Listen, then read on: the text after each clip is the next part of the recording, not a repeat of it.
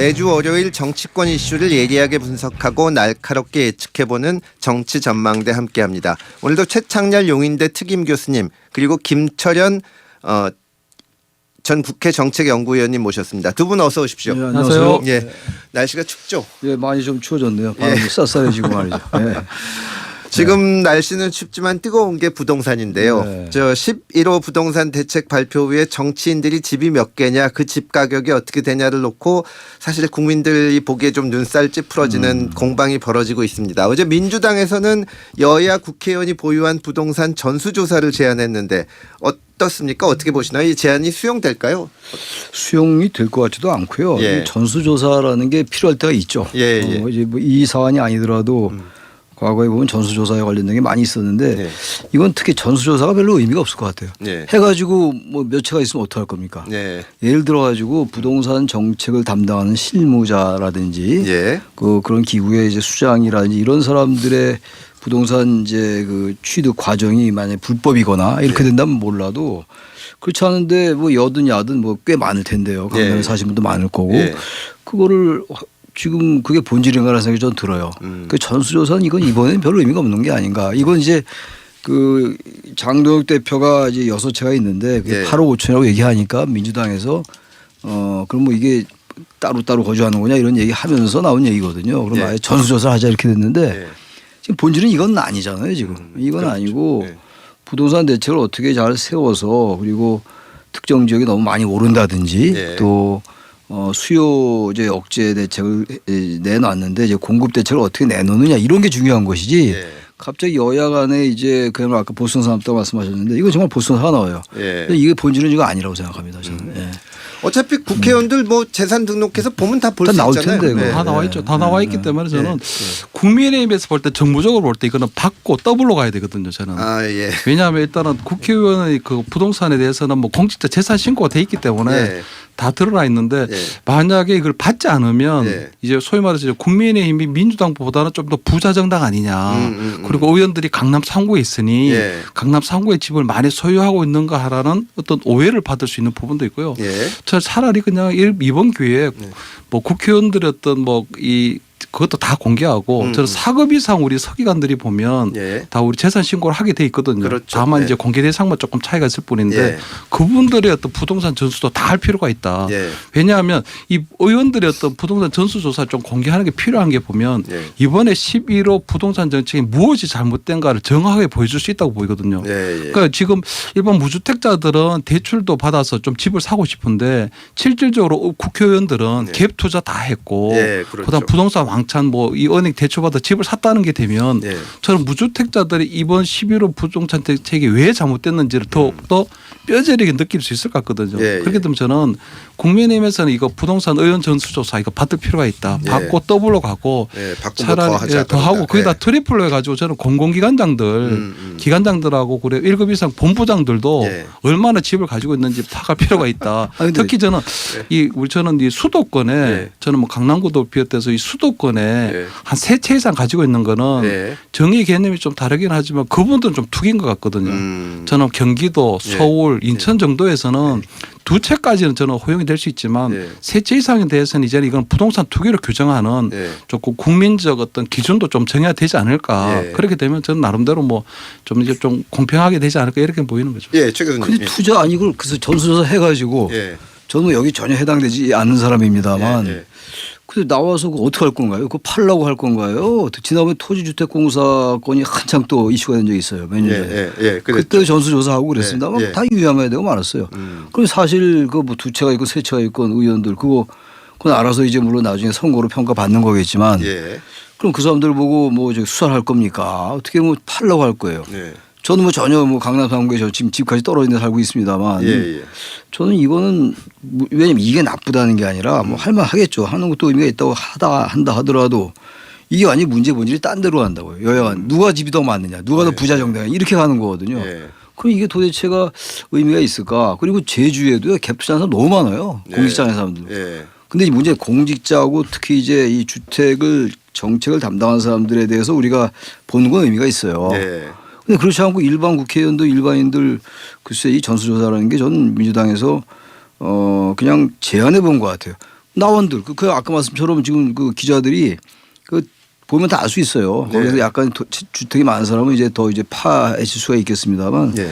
전 전수조사는 이번 부동산 그 여러 가지 논란의 전 본질은 아니라고 생각합니다. 근데 네. 갭 투자를 했는데 지금 갭 투자를 막아놓고 그다음 그렇죠. 아파트 네. 대출도 6억 원으로 제한했기 때문에 네. 부주택자들이 어쨌든 피해를 보고 있는 건 사실이거든요. 그렇기 때문에 저는 이런 것들이 공개가 되면 적어도 도덕적 책임감도 좀 느낄 수 있고 그런 면에서 뭐 의미가 아니, 있겠네. 본인들은 네. 갭 투자하고 아파트 대출 왕창 받아놓고 못하게 하는 건 잘못된 거잖아요. 네. 그런 부분들을 저는 실체를 고스란히 드러내는 데 있어서는 도움이 되지 않을까. 뭐 그래서 동의합니다. 국민의힘에서는 이거 무조건 받고 더블로 그리고 트리플로 가야 된다. 저는 이런 말씀을 드리는 거죠. 저는 집이 없으니까 이런 말씀을 아주 편하게 드릴 수 있습니다. 저는 문재인 정부 때 고위공직자 팔라고 해서 전 두 채 다 팔았거든요. 네. 근데 그때도 안 팔고 그랬는데 문제는 뭐냐면 수요 억제책이라는 게 결국 세금 많이 매기고 대출 잡는 건데 그러면서 이제 집 사지 말라는 거잖아요. 그렇죠. 집 사지 말라는 거는 집이 안 오를 테니까 사지 마세요 하는 건데 자기들은 계속 갖고 있으면은 아니 당신들도 오른다고 생각해서 갖고 있는 거 아니냐 이렇게 되는 거기 때문에 그런 건데요.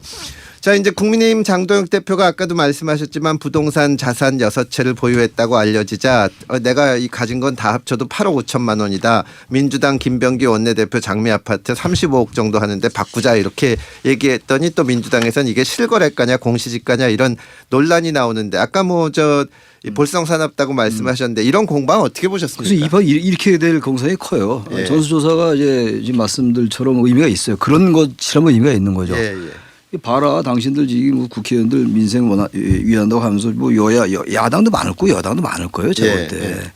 그렇게 된다면 이제 서로 이공방으로 갈 거예요. 누가 더 돈이 많느냐, 누가 더 몇 채 사느냐 이렇게 된단 말이죠. 정말 이 국민들이 볼 때 이건 그들의 리그다라고 보지 않아요. 이거 보세요. 지금 8억 5천만 원이라는 거 제가 볼 때 이거 공시지가일 가능성이 커요. 지금 이제 장동욱 대표 얘기한 게 구로동에 집이 한 채 있다고 하는 거 아니에요? 예. 구로동은 제가 볼 때 뭐 저는 잘 모르겠습니다만 10억은 될 거예요. 웬만하면 뭐 아예 다른 지역이라면 또 몰라도. 근데 다 합쳐 6채가 8억 5천이다. 그리고 국회 앞에 오피스텔도 꽤 될 것 같은데. 장동욱 대표는 실거래가라는 취지로 말했거든요. 그래서 실거래가면 예. 공시지가도 아닌데 납득이 안 가고 벌써 이제 공방이 이렇게 간다고요. 그럼 장미 아파트 당신 35억이다. 그럼 바꾸자. 이재명 대통령 뭐 저기 분당에 분당 아파트. 정자동 예. 거기 비싸니까 바꾸십시다. 예. 이렇게 하면 완전 정치적 공방으로 가버려요. 그래서 저도 전 그야 아까 집이 뭐 그 두 채나 있으셨으니까 다행이신데 저는 지금 저기 뭐 지금 아주 그 서울에 아주 낙후된 지역에 살고 있는데 누가 들으면 저 사람은 갭투자해서 갭투자 전수조사 막나보다 이렇게 생각하면 천만에요. 저는 그건 전혀 아닌데 이런 식의 공방에 갈까 봐 제가 전수조사를 하면은 완전히 본격적으로 이렇게 가면서 몇 달 동안 서로 이렇게 보도되고 특정 의원 얘기 거론되고 도덕적 회의 나오고 이러다가 그냥 슬그머니 흐집이 될까 봐 제가 전수조사를 좀 이제 부담스럽게 생각하는 거거든요. 네. 그러니까 이것도 그래요. 이것도 지금 35억이다 그러고 또 뭡니까 또 송원석 대표는 뭐 40억이다 또 이렇게 나오고 한도 끝도 없어요 이거. 그리고 일반인들도 엄청납니다. 아니 근데 이제 네. 국민의힘에서는 이번 부동산 대책을 만든 건 민주당이잖아요. 그렇죠. 그러니까 갭 투자를 막은 거는 민주당인데 그러니까 민주당 사람들이 갭 투자를 막아놓고 왜 너희들은 갭 투자하고 비싼 집 갖고 있냐 하는데 국민의힘에서 집을 갖고 있는 건 좀 다른 문제 아닌가요? 근데 국민의 그렇게 따지면 물론 이번 정책의 10월 15일 정책은 그렇긴 합니다만 네. 그 이전에도 갭 투자는 또 그때 이 집권 정당은 또 국민의힘이었거든요. 그렇죠. 네. 그 갭 투자는 말이죠. 저같이 바보 같은 사람이나 안 했지. 다 했어요 사람들. 그래서 이거 이제 와서 갭 투자 했느냐 아니다. 그러니까 앞으로의 대책을 따져야 돼요. 알겠습니다. 그 이거 수사해가지고 무슨 뭐 환수할 겁니까? 근데 어떡할 겁니까? 보니까 이제 장동익 대표 입장에서 너무 억울한 거거든요. 왜냐하면 네. 이게 집을 4채 가지고 있다는 게 교묘하게 숫자를 가지고 장난을 치는 건데 네. 4채를 가지고 있다고 하니까 일반 국민들은 국회의원이고 네. 야당의 대표니까 강남에 4채 있는 거 아니야? 이런 식으로 사고 오해될 수 있도록 네. 교묘하게 둔갑시킨 거거든요. 네. 엄밀하게 따져보니까 방금 얘기하신 것처럼 뭐 구로에 집 한 채 있고 네. 지역구인 충남 보령에 한 채 있고 네. 그리고 부모님으로부터 사오러 가실 때 지분을 상속받았더라고요. 장인 뭐 이런. 예, 그러니까 네. 저도 그래 따지면 집이 3채예요. 네. 왜냐하면 저희 부모님 돌아가셨을 때 형제간들하고 지분 나눈 게 그것도 한 채로 치거든요. 네. 그다음 집 사람이 어쨌든 뭐 장인 장모님 돌아가시고 처자하고 지분 나눈 것도 한 채가 되고 네. 그렇게 되면 저도 3채가 되는데 그거 네. 다 합쳐봤자 네. 교수님 집보다 싸거든요. 아닌데 아 여기도 집값 이게 집값 집값. 그러니까 이렇게 된다니까요. 이게 보니까 자꾸 이런 식으로 가는 건 이렇게 될 결국은 거가 뭐냐. 안 된다 이게. 자꾸 이제 야당의 그러니까 민주당이 잘못하고 있는 부분들이 이 장동혁 대표가 내채를 가지고 있다는 게 중요한 게 아니고 예. 기획 투자를 막았기 때문에 억울한 무주택자가 나왔다는 건데 그게 타겟이 있는데도 불구하고 자꾸 장동혁 대표 너는 집이 내 채 아니냐 그러니까 말할 자격이 없다 이런 식으로 공방이 흐르는 것 자체가 잘못되고 이게 지금 여당에서 얘기하는 본질 흐리기가 아니냐 저는 이런 점을 지적하고 그러니까 싶은 이게 거죠. 국민의힘에서 이 김병희 원내대표 장미 아파트 가격을 얘기하니까 네. 또 이렇게 얘기하고 이게 서로 이런 공방을 계속 할 거라고요. 완전히 이전 투구예요. 찌질이 공방이죠. 완전히 찌질이 이제 공방. 집값 논란은 역시 뜨거운데요. 이제 그러다 보니까 오세훈 서울시장은 부동산에 대해서 이제 공개 토론을 제안을 했는데 민주당 정청래 대표는 거절을 했습니다. 이 문제 공개 토론이 필요할지 앞으로 여야가 어떤 태도를 취해야 할까요? 어떻게 보셨어요? 저는 공개 토론 필요하다고 보죠. 네. 왜냐하면 11호 부동산 정책이나 이렇게 굉장히 국민들이 관심사가 되는 사안들은 네. 저는 좀 공개적으로 토론이 좀 필요하다고 보이거든요. 지난번에 우리 그 검찰 이제 청 폐지하는 부분에 있어서도 네. 그리고 뭐 검태에서 의원님도 보면 그때 이제 뭐 MBC 100분 토론 나왔는데 네. 저는 100분 토론이나 여러 가지 다양한 매체에서 공개적으로 이런 네. 부분에 있어서 잘못을 좀 따져도 보고 대안도 얘기도 하고 또 국민적 비판의 목소리를 또 야당에서 전달하고 이런 것들이 좀 중요하다고 보는데 이런 어떤 중요한 관심 사안에 대해서 공개 토론하자 그러면 하여튼 회피하거든요. 그래서 저는 조금 실력 없는 정치인들이 등 뒤에서 서로 이렇게 뭐 총질하고 난사하는 게 아닌가 이런 생각이 들어서 저는 이번에 민주당 같은 경우는 11호 부동산 대책 정말 괜찮은 정책이라면 오세훈 시장하고 오세훈 시장이든 아니면 뭐 이 국민의힘의 정책위원장이든 이 네. 부동산 정책을 놓고는 공개적으로 정말 저는 한번 그거 뭐 할 필요가 있지 않을까 저는 이렇게 보이는 거죠. 저 교수님 어떻게 보셨어요? 글쎄 뭐 공개 토론한다는 자체가 뭐 그렇게 나쁠 건 없겠습니다만 이제 예. 오세훈 서울시장은 거의 전문가예요. 서울 박사라는 거 아닙니까? 서울 박사예요. 박사 예, 진짜 예, 많은 예. 게 많고 예. 부동산에 대해서 뭐 상당한 지식이 있는데 정청래 대표는 이렇게 부동산에 대해서 전문가는 아니거든요. 솔직히 이게 네. 이게 만약에 공개 토론에서 이게 둘이 토론에 들어가면 상당히 일방적으로 오세훈 시장이 유리할 것 같아요. 네. 제가 볼 때는 그래요. 왜냐하면 정청래 대표가 이 부동산에 대한 여러 가지 그런 그 전문적인 그런 자리에 있지 않았거든요. 네. 근데 오세훈 시장은 이제 서울특별시장이 오래 했으니까 네. 그럴 수밖에 없는 건데 네. 오세훈 시장이 최근에 이제 명태균 씨 관련 여러 가지 이제 공방이 있는데 그거를 좀 덮으려 하는 게 아닌가 생각이 들기도 하고 저는 솔직히 정치적으로. 네.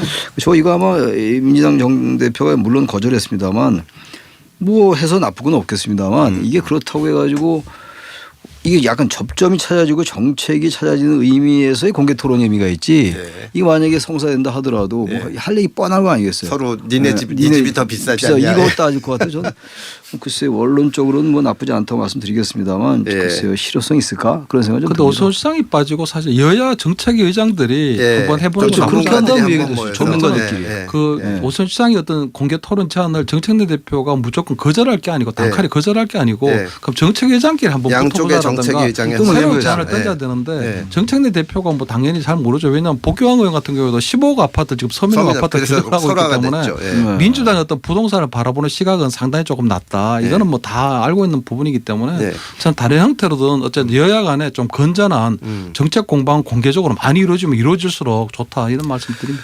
예, 집값 공방보다는 좀 진짜 건설적인 부동산 정책에 대한 토론이 있었으면 좋겠습니다. 아침 저널 2부 정치전망대 최창렬 교수님과 김철현 전 국회 정책연구위원님 함께하고 있습니다. 자, 또 이재명 대통령의 변호사를 역임한 분들이 이제 이번 정부에 많이 진출을 해 있습니다. 그래서 특히 이제 법제처장과 관련해서 논란이 나왔는데 이 조원철 법제처장이 자신이 변호인단을 해서 잘 아는데 이재명 대통령의 사건 12건은 모두 무죄다라는 취지의 발언을 국감에서 해서 논란이 되고 있습니다. 어떻게 보셨습니까 이번 사안은? 저는 이건 그렇게 적절하게 보이지 않습니다. 예. 왜냐하면 이제 법제처장이 공직자잖아요. 그렇죠. 공직자고 예. 법령을 해석하고 법령을 관리하는 그런 기구의 장인데 예. 이럴 때 이런 질문하면 흔히 할 말이 있잖아요. 저는 공직자고 예. 현재 물론 재판이 중단됐지만 완전히 끝난 게 아니기 때문에 예. 재판 중인 사안에 대해서는 제가 얘기하는 게 공직자로서 적절치 않다. 이거 얼마나 깔끔합니까? 그게 정답이죠. 이게 정답이에요. 네, 그렇게 아무 문제 없어요. 네. 그렇다고 이재명 대통령께서 왜 너는 내가 했는데 그렇게 안 할 거거든요. 그런데 이분 너무 앞서나간 것 같아요. 모두 무죄다. 뭔 근거로 무죄라고 합니까? 저 이건 공직자로서 대단히 그건 실수라고 저는 생각하고 네. 여기는 또 안 나왔지만 또 그 얘기도 나왔잖아요. 그 임기 연장 중임 변경에 관련된 거. 그것도 상당히 그건 제가 볼 때 그 수위가 너무 높아요. 네, 그 분명 헌법 128조에는 그 임기 연장이라든지 예. 중임 변경 때 그 당시에 제한 당시에 대통령은 효력이 없다. 이게 128조 2항에 정확히 나와 있어요. 그럼 그 법제처장이니까 또 이 법률가 아닙니까 이번에. 그렇죠. 그럼 바로 128조 얘기하면서 이 헌법 조항에 의하면 적어도 지금 이재명 대통령에 해당이 없습니다. 이게 정답이에요. 그러니까 아무 여야 아무도 뭐라고 할 사람이 없고 더 이제 이 조원철 법제처장이 더 사람이 괜찮네. 그래도 이재명 대통령이 이렇게 챙겨줬는데도 불구하고. 근데 이렇게 얘기를 안 하고 이건 무죄다라고 얘기하고 이건 국민의 결단 사항이다. 이게 공직자로서 말이 되는 건가요? 이건 전 설령 여당 의원들도 좀 지적을 좀 해줘야 되는 게 아닌가. 그래야 이재명 대통령의 지지율이 올라가요. 전 이런 식으로 자꾸만 하면요. 중도층이 어떻게 생각하는 걸 봐야 되는데 뭐 진보층은 좋아할지 모르겠으나 중도 민심이 볼 때는 너무 심하네 이런 생각 들을 것 같아요.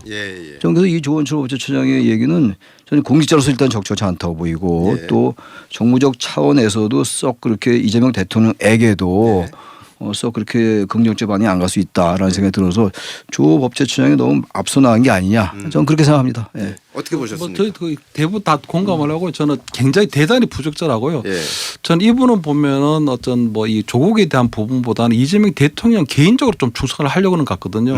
여전히 아마 이재명 대통령의 대장동 변호인의 어떤 그런 생각에서 벗어나지 못한 게 아닌가 좀 생각이 들고 저는 대통령 이제 헌법 개정을 하게 되면 대통령 이제 연임제 하는 부분에 있어서는 분명히 현직 대통령 포함이 안 된다고 돼 있는데 이분 같은 경우에는 국민의 결단에 의해서 달라질 수도 있다 얘기했기 때문에 그것이 본인 개인의 생각인지 아니면 이재명 대통령의 평소 생각인지 이런 가지도 의심받게 되는 상황이거든요. 특히 방금 얘기하신 것처럼 민주당 내에서 이 부분에 대해서 부적절하다는 지적이 안 나오고 있는 부분들은 이재명 대통령하고도 다 교감하고 있는 게 아닌가. 이렇게 되면 지금 국회에서 보면 원식 국회의장 산하에 우리 헌법 개정 특위가 나름대로 이제 초안이 만들어졌는데 이렇게 되면 앞으로 이 헌법 개정 논의가 완전 산으로 가게 되거든요. 그동안 우리가 얘기했던 어떤 기본권을 강화하는 문제라든가 헌법 전문에 담아야 될 여러 가지 정신들은 다 사라지고 이재명 대통령이 그럼 일본 연임제 하면은 여기에 해당이 되느냐 4년 더 안 되느냐 이거로 가기 때문에 헌법 개정이 완전 산으로 가게 된 그래서 저는 법제처장이 이렇다면 저는 적어도 대통령 귀국하고 난 다음에는 이 사항에 대해서 사실 파악을 하고요. 법제처장에 대한 적절한 조치를 해야 돼요. 만약에 법제처장이 그대로 있는 상태에서 헌법 개정 논의가 이루어지면 저는 헌법 개정 논의 자체가 완전 이재명 대통령 연임이 가능한지 가능하지 않은지로 빠져가서 우리가 원했던 국민들이 원했던 이제 8 우리 그때 86 체제 그 헌법 체제가 교체하는 것들도 굉장히 힘들어지지 않을까 저는 이렇게 보이는 거죠. 저도 이럴 때 이재명 대통령께서 지금 이제 이상경 전 차관은 물론 사임했습니다만 또 사표가 수리됐고 또 이찬진 금융감독 원장도 아파트가 2채인데 이제 한 채를 처리하겠다. 그랬죠. 그런데 또 뭐 아들에게 양도하겠다 그러니까 또 이제 또 염장을 또 질렀는데 그렇죠. 지금 이분도 마찬가지고 이건 부동산 관련 발언은 아닙니다만 이럴 때는 이재명 대통령 공직자들이니까 여권에 있는 공직자들이니까 좀 애둘러서라도 최근에 뭐 정청래 대표가 부동산 관련 발언은 우리 자제해라 이런 말을 했더라고요 의원들에게 의미가 있는 거예요. 정청래 대표 자제를 당부한 건데 그런 식으로 어쨌든 뭐 부동산이 됐건 뭐 이런 법률적인 것이 됐건 여권 인사들이 국민들이 일반이 볼 때 어떤 부담스러운 발언들 이런 것들을 좀 자제시키는 그런 메시지를 한번 냈었으면 좋겠어요. 오히려 이재명 대통령이. 그렇게 되면 오히려 국민들이 볼 때 대통령이 정확하게 판단하고 있구나. 라고 하면서 전 지지율도 오를 것 같아요. 이분들 조금 보니까 저의 개인적 유추입니다만 대통령 너무 의식해서 잘 보이려고 하는 발언 같이 보여요. 이거는 뭐 제 생각입니다. 이거는 제 개인 생각이긴 합니다만 그렇지 않을 수도 있겠습니다만. 그러니까 대통령이 이런 부분에 대해서 좀 이렇게 가이드라인을 정해주는 것도 좋을 것 같아요. 너무 이렇게 앞서 나간 발언들 하지 말아라. 너무 앞서 나간 게 아니고 이재명 대통령의 생각을 먼저 이 법제처장이 국민 여론을 또 보는 에드벌론으로 썼을 수도 있어요. 그렇게만 볼 게 아니라 너무 과도하게 나가는 거죠. 이 사람이. 그래서 이런 걸 대통령 자제시키는 게 좀 그런 게 대통령 리더십에 큰 도움이 될 것 같은데 그래서 어떻게 생각할지도 모르겠습니다. 예전에는 공직자가 이런 발언하면은 이제 대통령한테 잘 보이려고 했다고 생각했는데 요즘은 강성 지지층한테 잘 보이려는 게 아닌가 그런 생각도 들어서 자 이제 그 시간이 얼마 안 남았는데 그 이번 주가 아주 외교 슈퍼위크라서 그 얘기를 좀 말씀을 드려보겠습니다. 이번 주 경주에서 APEC이 열리고 또 이재명 대통령은 어제 아세안 정상회의에 떠났고 오늘 캄보디아 총리와 만납니다. 일단 캄보디아 문제 여쭤볼게요. 캄보디아에 4천억 원의 ODA 공적 개발 원조 자금을 지원하고 있는데 이 예산을 이번 그 사태를 계기로 삭감하거나 중단해야 한다는 얘기도 나옵니다. 어떻게 보시나요? 글쎄요. 뭐 이거 당장 이것도 너무 빨리 성급히 결정할 문제는 아닌 것 같아요. 이 문제도 이제 뭐 총리 캄보디아 총리하고 이제 정상회담을 한다는 거 아닙니까? 그렇죠. 하고 거기서 얘기를 나눠보고 그런데 이제 캄보디아라는 나라가 정부가 상당 부분 유착돼 있다라는 그 얘기도 많이 있잖아요. 그런 걸 좀 지적을 해주면서 공적개발 원조 이 문제도 좀 레버리지로 사용할 필요는 있을 것 같아요. 이걸 당장 우린 중단하겠다. 감정적으로 그렇게 할 건 아닌 것 같고 ODA가 생긴다 이 연원이 있는 거니까 경과가 있고 절차가 그렇죠. 있는 거였으니까 너무 이렇게 성급하게 억가심정할 건 아닙니다만 충분히 그래도 이것도 하나의 우리가 갖고 있는 수단이거든요. 수단이니까 좀 뭐 줄인다든지 뭐 이런 정도를 좀 운을 띄워서 캄보디아 정부에게 이 정도 자꾸만 계속 피해자가 생기고 피의자가 생기고 이렇게 된다면 우리로서 이런 거 생각 안 할 수 없다라는 식의 하나의 그 어떤 외교적인 수단으로서는 저는 강구할 필요는 있다라고 생각합니다. 어떻게 보세요? 저도 뭐 굉장히 강력한 시그널이 될 수도 있다고 보이고요. 캄보디아 총리를 만나기 전에 ODA 사업에 대해서도 우리가 삭감을 고려할 수 있다는 메시지가 갔기 때문에 아마 캄보디아 총리 이 부분에 대해서 굉장히 조금 심각하게 받아들여야 하는 크다. 그러니까 우리가 실무자 차원에서 이루어졌던 뭐 코리안 데스크 설치 이런 것들은 굉장히 캄보디아 측에서 볼 때는 받아들이기 힘든 조건인데 그 부분에서 소극적이고 사실상 거절했는데 그렇다면 코리안 전용 데스크 외에 다른 형태로 어쨌든 캄보디아에 불법 구금되어 있는 한국인들에 대한 어떤 안전 조치라든가 어떤 석방 조치라든가 어떤 구출하려가는 노력은 좀 더 할 수 있지 않을까. 하지만 대통령이 지금 캄보디아 총리를 만났는데 빈손으로 돌아올 수는 없는 거거든요. 빈손 돌아올 수는 없고 하여튼 코리안 전용 데스크에 해당하는 만큼의 어떤 성과를 들고 와야 되지 않을까 이렇게 알겠습니다. 보입니다. 트럼프 대통령이 그 김정은 국무위원장 만나고 싶다는 의사를 강력하게 표현하면서 북한이 일종의 핵 그 뉴클리어 파워다 이런 얘기를 했어요. 어떻게 보셨나요? 비핵화가 물 건너가는 건가요? 비핵화는 사실 점점 어려워진다고 봐요. 사실상 우리가 비핵화를 끝까지 해야 되긴 합니다만 북한이 포기할까? 저는 그 가능성은 거의 뭐 제로에 가깝다는 생각을 합니다. 사실상 그래서 아마 트럼프 대통령도 뉴클리어 파워를 인정하는 듯한 발언을 하는 건데 그렇다고 미국이 공식적으로 핵보유국을 인정한 건 아니죠. 그렇긴 합니다만 사실상 핵보유국 인정으로 가는 것이고 근데 이제 이 김정은 위원장이 이걸 응할까의 문제인데 지금 김정은 위원장은 지금 북중로 관계가 한창 지금 무르익고 연대를 잘 하고 있는 상황이고 지금 최선희 외무상이 간다는 거 아닙니까 러시아에. 그렇죠. 아마 김정은 위원장의 러시아 방문을 의식해서 가는 것 같은데 그런 걸로 본다면 바로 그 시기거든요. 그러면 이게 김정은 위원장이 만나는데 최선희 외무상은 거기를 간다?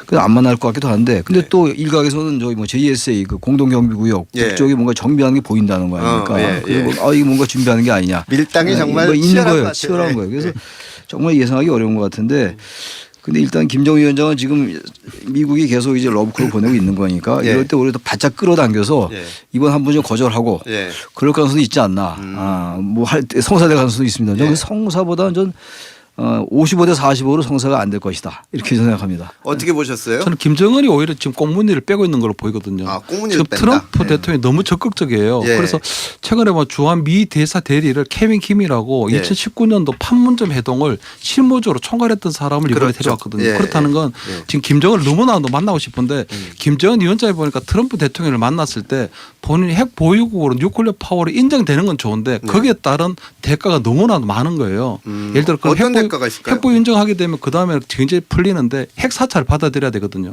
IAEA가 그렇다면 트럼프가 그냥 고지고대로 그냥 형식적으로 대충 설렁설렁 하진 않을 것 같거든요.